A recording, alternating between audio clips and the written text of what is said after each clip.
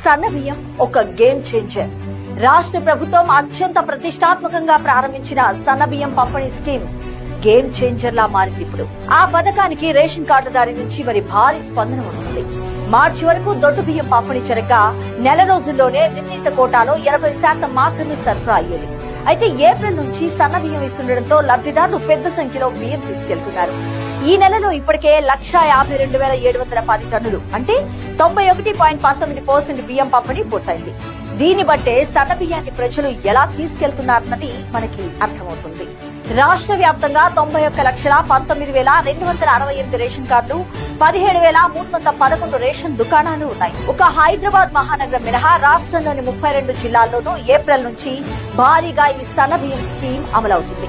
గతంలో బియ్యం తినగలిగేలా ఉండకపోవడంతో ఎక్కువ మంది లబ్ధిదారులు దొడ్డు బియ్యాన్ని తీసుకునేందుకు సరిగా ఇష్టపడేవారు కాదు. కొందరైతే వాటిని తీసేసుకుని అమ్మేసుకునేవారు. ఇది రేషన్ బియ్యం అక్రమ రవాణాకు దారితీసింది. మరి ఇప్పుడు సన్న బియ్యం పంపిణీతో బియ్యం దుర్వినియోగానికి పూర్తిగా ఒక అడ్డుకట్ట పడింది.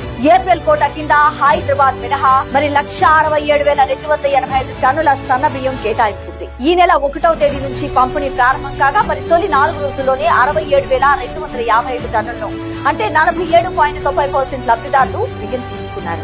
17వ తేదీ నాటికే 91% సన్న బియ్యం పంపిణీ పూర్తయిపోయింది. అంటే గతంలో ఎన్నడూ మనం ఈ పరిస్థితి కని విని ఎక్కం చూడలేదు కూడా. ఏడాదిలో 1-2 సార్లు మాత్రమే తీసుకునే వాళ్ళు కూడా మరి గడిచిన 1-2 నెలల్లో ఒక్కసారి తీసుకునే వారు కూడా ఇప్పుడు ఈ నెలలో సన్న బియ్యం తీసుకెళ్తున్నారు.